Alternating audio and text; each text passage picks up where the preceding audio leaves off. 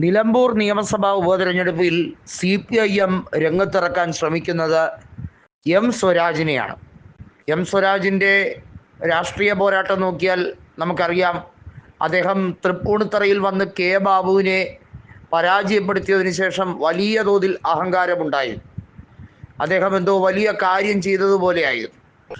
അന്ന് കെ ബാബുവിനെതിരെ വലിയ ശക്തമായ ആരോപണം, ബാർക്കോഴ അഴിമതി ഉൾപ്പെടെയുള്ള കേസുകളുമായി ബന്ധപ്പെട്ട ആരോപണമുണ്ടായി. എന്നാൽ അതിൽ കോടതി ക്ലീൻ ചിറ്റ് നൽകി എന്നുള്ളതാണ് എടുത്തു പറയേണ്ട കാര്യം.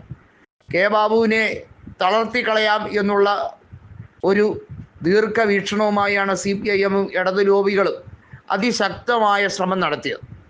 അതിൻ്റെ ഫലമായിട്ടാണ് 2016 അദ്ദേഹം നിരവധി തവണയായി തുടരെ ജയിച്ചുകൊണ്ടിരുന്ന തൃപ്പൂണിത്തറ മണ്ഡലത്തിൽ അദ്ദേഹം പരാജിതനായത്. എന്നാൽ 2016 അദ്ദേഹം 1200-ൽ പരം വോട്ടുകൾക്ക് ശക്തമായ മേൽക്കൈ നേടി എം സ്വരാജിൻ്റെ എല്ലാ തരികിട പരിപാടികളും അവസാനിപ്പിച്ച് നാണം കെടുത്തി ഓടിച്ചു.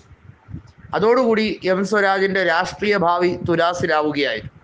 പിണറായി സ്തുതിപാഠകനായ എം സ്വരാജ് എങ്ങനെയെങ്കിലും സീറ്റോ മറ്റെന്തെങ്കിലും ആനുകൂല്യമോ CPIM-ൽ നിന്ന് തരപ്പെടുത്തിയെടുക്കാൻ ആവുന്നത്ര അധര വ്യായാമം നടത്തി നോക്കി. പക്ഷെ അതൊന്നും യേശുന്നില്ല എന്ന് മാത്രമല്ല, അതൊന്നും കുറിക്കുകൊള്ളുന്നില്ല. ജനങ്ങൾ സ്വരാജിനെ പാടെ തള്ളിക്കളയുകയും ചെയ്തു. അതോടുകൂടി സ്വരാജിൻ്റെ സ്ഥിരകാല ബോധം നഷ്ടപ്പെട്ടു എന്ന് വേണമെങ്കിൽ പറയാവുന്ന സാഹചര്യമാണ്.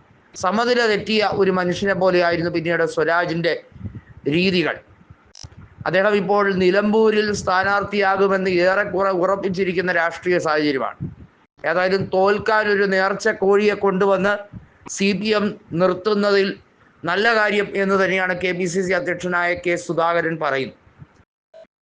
കൃത്യമായും കോൺഗ്രസിന് ഒരു മികച്ച സ്ഥാനാർത്ഥി തന്നെ ഉണ്ടാകും. K മുരളീധരൻ അടക്കമുള്ളവരുടെ പേരുകൾ ഹൈക്കമാൻഡിലേക്ക് ലിസ്റ്റായി അയച്ചിട്ടുണ്ട്.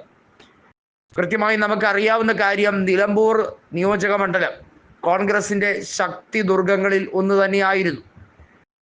PV അൻവർ എന്ന മുൻകാല കോൺഗ്രസ് നേതാവ് കോൺഗ്രസുമായി തെറ്റിപ്പിരിഞ്ഞ് പിന്നീട് ഇടതു സ്വതന്ത്രനായി മത്സരിച്ച് 2016 ആദ്യമായി നിലമ്പൂരിൽ വിജയിച്ചത്. പിണറായി വിജയൻ്റെ വലങ്കൈയായി മാറിക്കളയാനുള്ള ഒരു വലിയ വെപ്രാളമായിരുന്നു ആദ്യകാലങ്ങളിലൊക്കെ കൃത്യമായും ഇദ്ദേഹം കാഴ്ചവെച്ചതെങ്കിൽ പിന്നീട് പിണറായിയുടെ എല്ലാ വഴിവിട്ട ബന്ധങ്ങളെക്കുറിച്ചുള്ളതും കള്ളക്കടത്ത് മാഫിയയുമായി ബന്ധപ്പെട്ട് മുഖ്യമന്ത്രിയുടെ ഓഫീസ് പ്രവർത്തിക്കുന്നതിനെക്കുറിച്ചും പുള്ളി തെറ്റാതെ മാധ്യമങ്ങളോട് ഭയം ലെവലേശമില്ലാതെ പറഞ്ഞു തുടങ്ങി. എന്നാൽ PV അൻവർ തന്നെ പറഞ്ഞു താൻ VD സതീശനെതിരെ ആരോപണം ഉന്നയിച്ചത് മുഖ്യമന്ത്രി പറഞ്ഞിട്ടാണെന്ന്. അതോടുകൂടി PV അൻവറിൻ്റെ ക്രെഡിബിലിറ്റി എന്താണെന്ന് എല്ലാവർക്കും തിരിച്ചറിഞ്ഞു.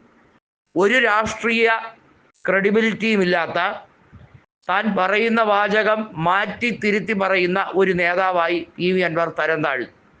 ഇപ്പോൾ മലയോര യാത്ര ഉൾപ്പെടെ UDF സംഘടിപ്പിക്കുമ്പോൾ, അത് നിലമ്പൂരിലെത്തുമ്പോൾ ആ പൊതുപരിപാടിയിൽ PV അൻവർ പങ്കെടുക്കുകയാണ്.